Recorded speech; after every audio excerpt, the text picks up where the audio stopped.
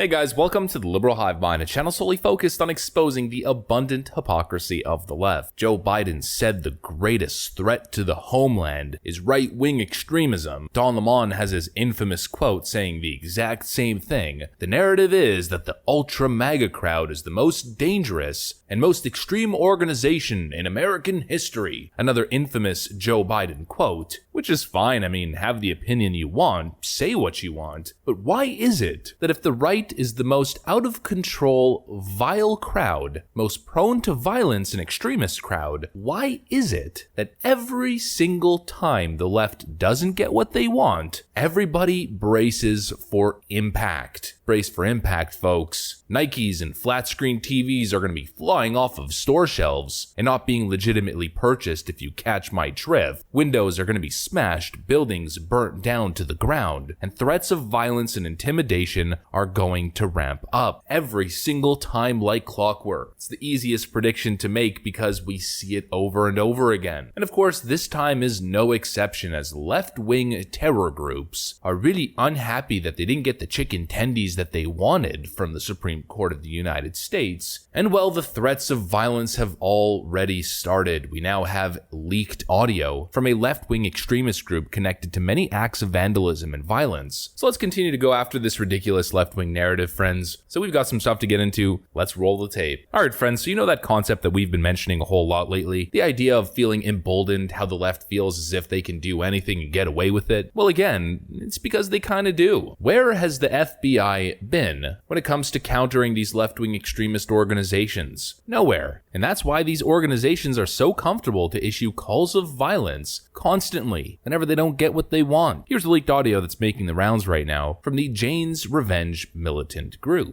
You have seen that we are real. We are not merely pushing empty words. We are not one group, but many. We were unsurprised to see 30 days come and 30 days pass with no sign of consilience. From here forward, any anti-choice group who closes their doors and stops operating will no longer be a target. But until you do, it's open season, and we know where your operations are. The infrastructure of the enslavers will not survive. You are already one of us. Everyone with the urge to paint, to burn, to cut, to jam, now is the time. Go forth and manifest the things you wish to see. Stay safe, and practice your cursive. Jane's Revenge. But where's the outrage? Where's the insurrection outrage? Nowhere to be found. Where are the authorities? Same thing, nowhere to be found, because today the DOJ basically took a stance, a political stance, with a public statement essentially saying they agree with groups like Jane's Revenge. And so if that doesn't embolden these criminals, then nothing else will. The DOJ literally agrees with you. Now, of course, the DOJ doesn't agree with the violence is what they tell you, but their rhetoric certainly enables it. The hyperbole and the exaggeration that rights are under attack. It's the end of democracy, the end of the world fear-mongering rhetoric that we constantly see from the left, and the politicians who enable this stuff and rile up the crowd, like Alexandria Ocasio-Cortez as she joins the crowd.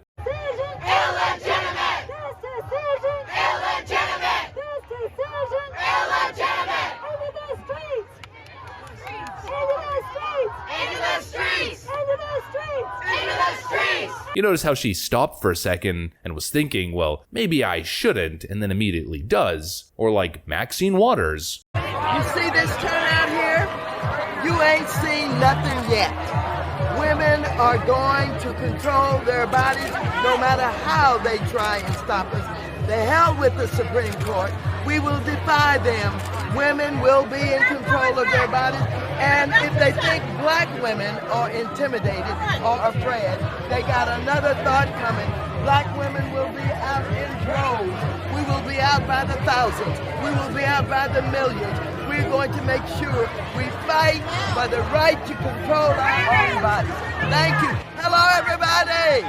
We will defy the court, we will fight, which of course isn't a direct call to violence, but considering Maxine Waters' history, and of course the left-wing track record when it comes to peaceful protests, or their mostly peaceful riots, the rhetoric is all just so irresponsible. The media and these Democrats are complicit. We can't forget what happened over the last month. The Roe v. Wade draft decision is leaked. Once again, completely irresponsible Democrat rhetoric, followed by public intimidation campaigns showing up outside of people's homes. Jen Psaki saying this. So I know that there's an outrage right now, I guess, about protests that have been peaceful to date, and we certainly continue to encourage that outside of judges' homes, and that's the president's position. One individual then gets arrested and charged with attempted murder, showing up outside Brett Kavanaugh's home armed with weapons, and literally telling police officers that he was there to commit an act of violence against Brett Kavanaugh. And that happened, I don't know, maybe 2 weeks ago. Joe Biden has yet to go on the record and specifically condemn that act of violence. These Democrats are complicit. They rile up the crowd. They use inflammatory and hyperbolic rhetoric. They've politicized federal agencies. The FBI and the DOJ do nothing. And so from the politicians to the federal agencies themselves and the media, they are all complicit. All the meanwhile, they try to pit the blame on what happened on January 6th on Donald Trump and his rhetoric. His rhetoric was never nearly as bad as what some of these Democrats say and what some of these Democrats even encourage, justify, and enable. At least Donald Trump went on the record telling people to go home, telling people to show up peacefully, condemning violence consistently each and every single time. Oh, but he wasn't happy with the results of the election, therefore he's guilty of insurrection. I mean, how absolutely absurd. Meanwhile, Kamala Harris is promoting a bail fund to bail out violent criminals, burning innocent black communities down to the ground. I mean, despicable stuff. They continue to push this narrative that right-wing extremism is the real threat. Meanwhile, the DHS is now warning Catholic churches to, quote, prepare for a night of rage. I mean, it's implied. Everybody knows it. The left doesn't get what they want. Prepare for rage. Prepare for violence. The SCOTUS decision is released, and immediately, large numbers of riot police are mobilized outside of Washington, D.C., as well as a wall being erected around the Capitol.